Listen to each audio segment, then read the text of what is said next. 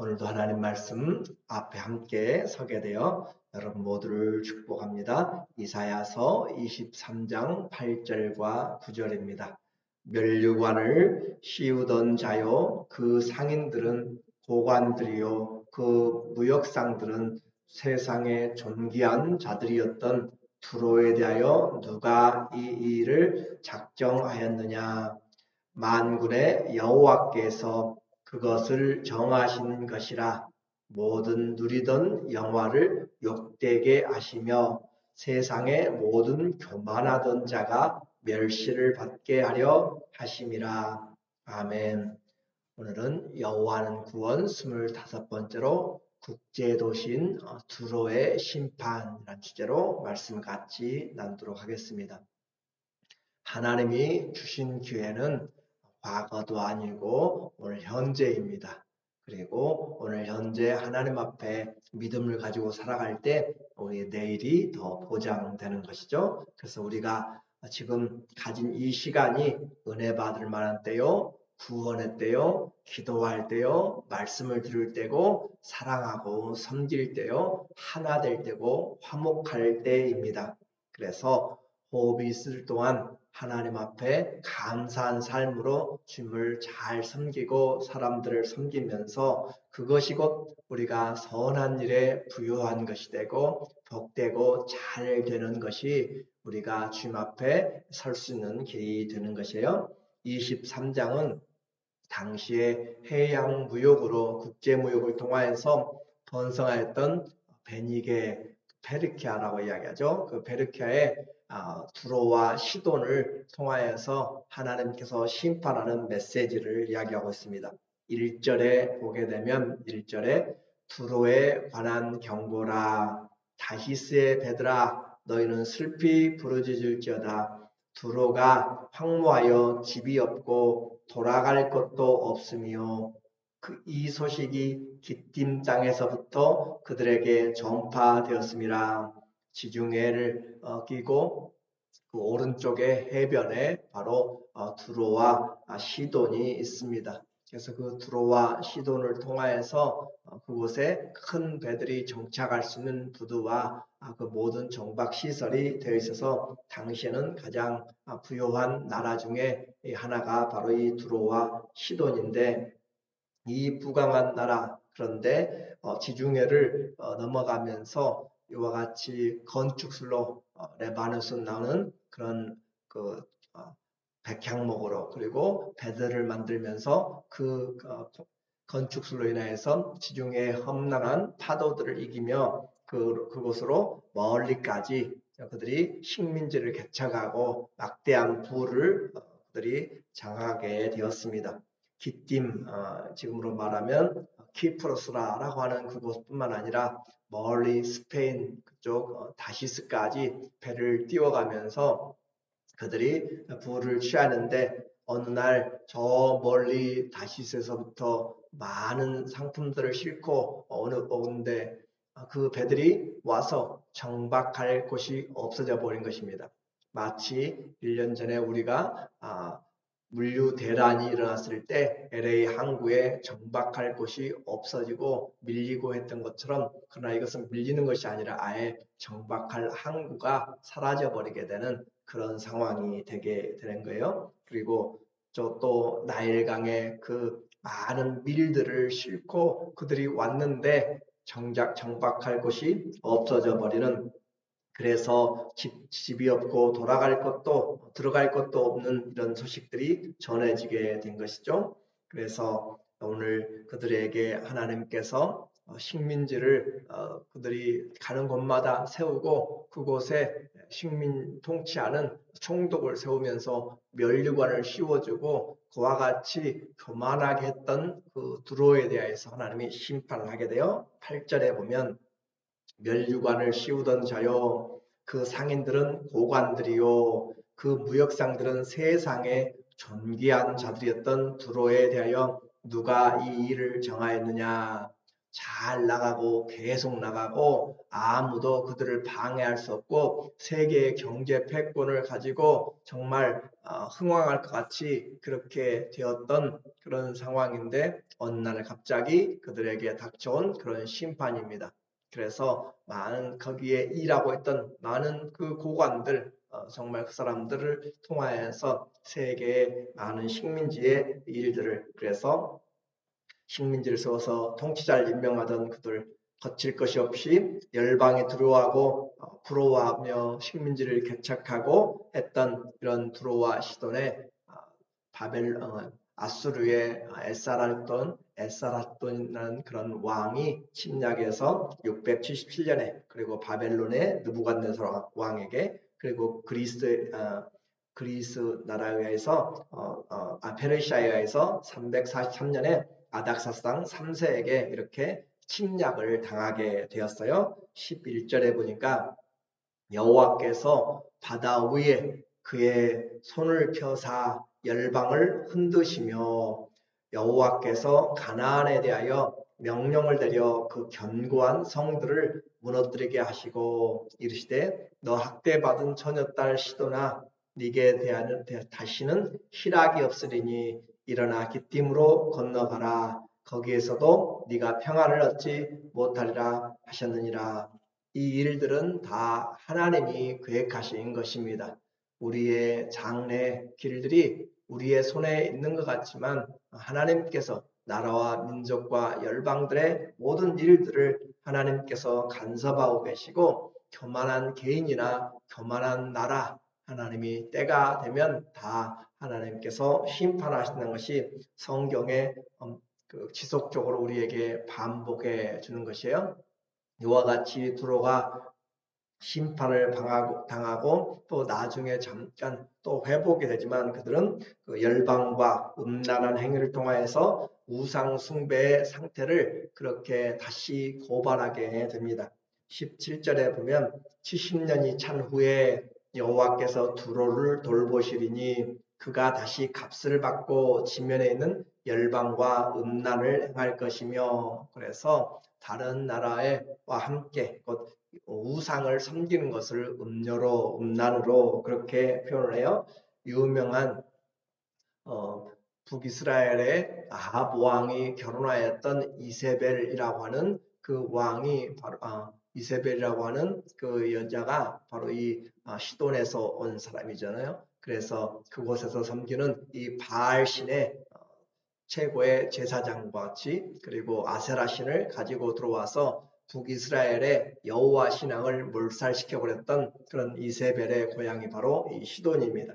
그래서 그들이 가지고 있는 이런 바알 신과 아세라 신과 여러 신들을 통하여서 열국과 음란을 행할 것이며 그리고 그 무역한 것과 이익을 거룩히 여호와께 돌리고 간직하거나 쌓아두지 아니하리니 그 무역한 것이 여호와 앞에 사는 자가 배불리 먹을 양식 잘 입을 옷감이 되리라. 그들은 자기들이 쌓아놓고 했지만 결국 자기들이 누린다라고 하고 자기 것처럼 했지만 재물은 정한 것이 없다라고 했죠. 믿을 수 있는 것이 아니고 바람처럼 날아가 버리는 새가 날개를 치며 날아가는 것처럼 그렇게 사라져 버린다라고 하는 것을 통하여서 헛된 것에 소망을 두지 말라라고 하는 거죠. 이처럼 무역한 것이 결국 재물이 다 내게 속한 것이 아니고 하나님께 속하였음을 말합니다.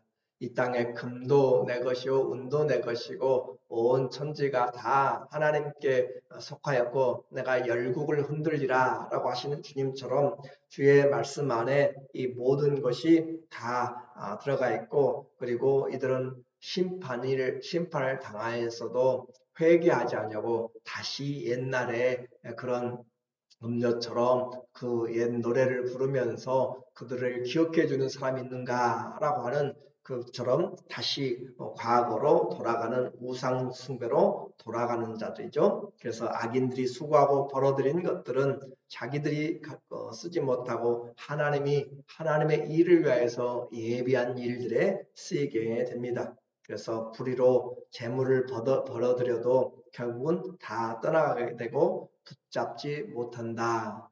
내가 재물을 쌓고 있어도 어리석은 부자처럼 소출이 많아서 창고까지 지어도 결국 오늘 밤 우리의 영혼을 취하게 되면 누구의 것이 되겠느냐? 주님은 계속적으로도 우리에게 말씀하고 있어요.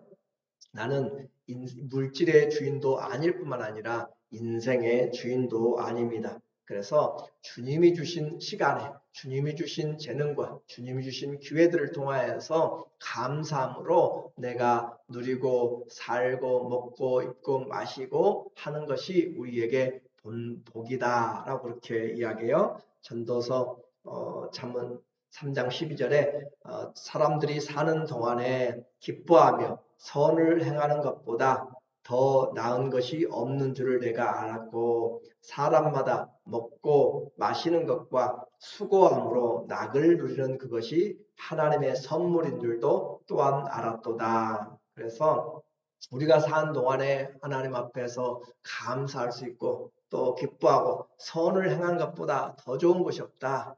그래서 우리의 인생을 어떻게 살아야 될지 지혜의 왕이 그들의 자녀들에게 왕자들 교육에 또 그 백성들에게 남겨주는 이야기잖아요. 그래서 사는 동안에 믿음 안에서 하나님을 바라보면서 해 위를 바라보면서 기뻐하고 선을 행한 것보다 더 나은 것이 없다. 그리고 사람마다 먹고 마시는 것과 수고함으로 낙을 누리는 것이 그것이 하나님의 선물인 줄도 또한 알았도다. 내가 심고 걷어서 먹을 수 있다는 것 그것이 얼마나 감사한지 그리고 우리의 인생에서 하나님 앞에 내게 주어진 범사가 바로 주님의 손에 있다라고 하는 거죠. 열심히 일해도 먹을 수 없는 사람이 있습니다. 그리고 아무리 열심히 아침부터 저녁까지 해도 주님이 구멍난 전대처럼 빠져나가게 만들고 수확을 앞둔 그런 농작물이나 모든 그 프로덕트에 해일이 닥치고 불이 나고 또 여러 재앙이 닥치고 벌레가 생기면 농사도 망하는 것이고 모든 것들이 다 허망하게 됩니다. 그래서 주님은 너희는 먼저 그의 나라와 의를 구하라. 그리하면 이 모든 것을 더하신다라고 말씀하시고 학계의 선지자는 그들이 하나님의 포로로 돌아와서 하나님의 성전보다 곧 하나님의 신앙보다 자기들 일에 바빠서 살아가는 자들 향하여 지속적으로 말씀을 하고 있습니다. 하나님의 집을 건축하라. 곧 건물적인 것도 물론 그 당시는 이야기하지만 우리 안에 믿음을 세우지 아니하면 아침부터 저녁까지 아무리 밤낮 애쓰고 해도 하나님이 집을 지키지 아니하면 그 집을 위해서 수고하는 것에 헛되고 나라도 도시도 하나님이 지키지 아니하면 다 파수꾼의 경성함이 허사로다라고 하는 가장 근본적인 것으로 하나님을 우리 안에 우리 인생에 모시고 살아가는 것이 가장 중요함을 이야기합니다. 그렇지 않게 벌고 수고하고 했어도 순간에 다 날아가 버리고 아무것도 남는 것이 없고 내가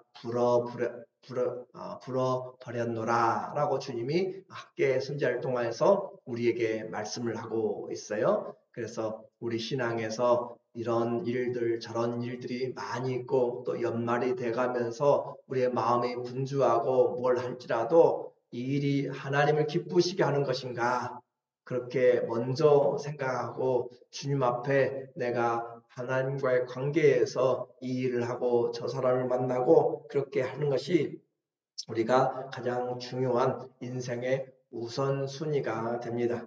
주님을 섬기는 것은 뒤로 미루는 것이 아니고 가장 우선이요. 첫 번째요. 우리가 그 안에서 주님이 원하시면 이 일도 하고 저 일도 하리라 라고 하는 것처럼 오늘 하루도 우리가 살아가면서 주님이 원하시는 일인지 내가 다시 한번 묻고 기도하고 또 어떻게 할 것인지 그렇게 주의 방법을 생각하면 하나님께서 때마다 도와주십니다.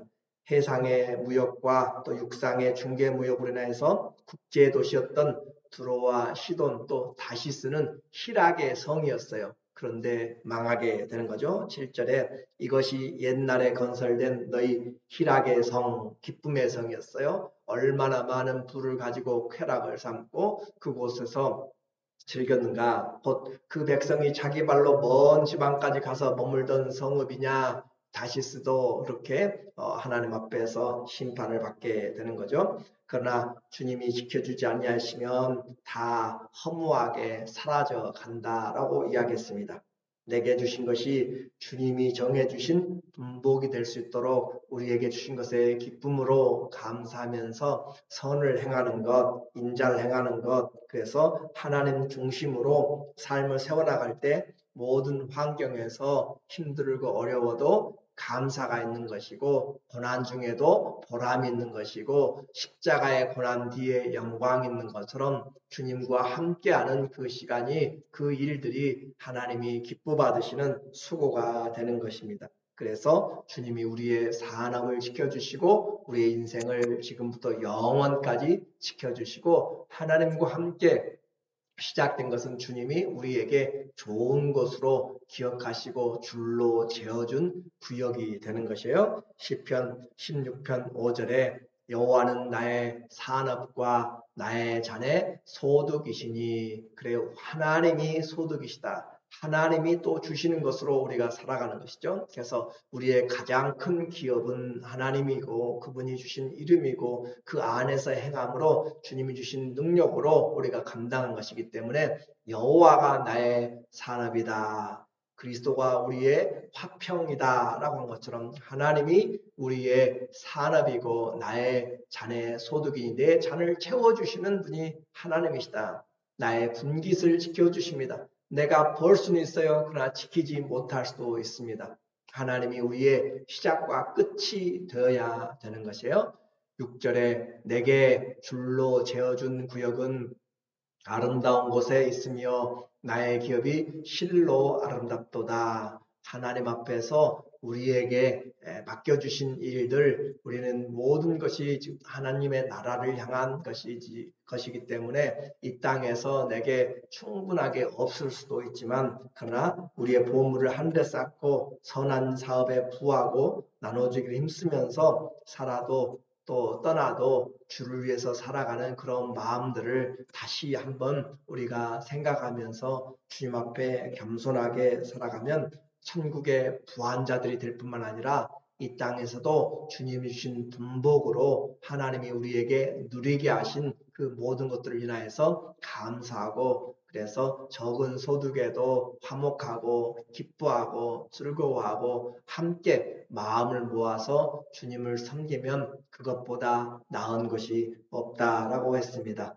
아무리 많은 것을 가져도 큰 부를, 큰 권력을 또 아무리 좋은 건강을 가지고 무엇을 해도 하나님이 지키지 아니하시면 아무것도 아님을 우리는 다시 한번 말씀을 통하여서 들으면서 내 인생 시작부터 끝까지 하나님이 지켜주시고 세워주시고 주와 함께 동행하는 우리의 인생이 되기를 예수님의 이름으로 간절히 축원합니다. 아멘. 기도하겠습니다.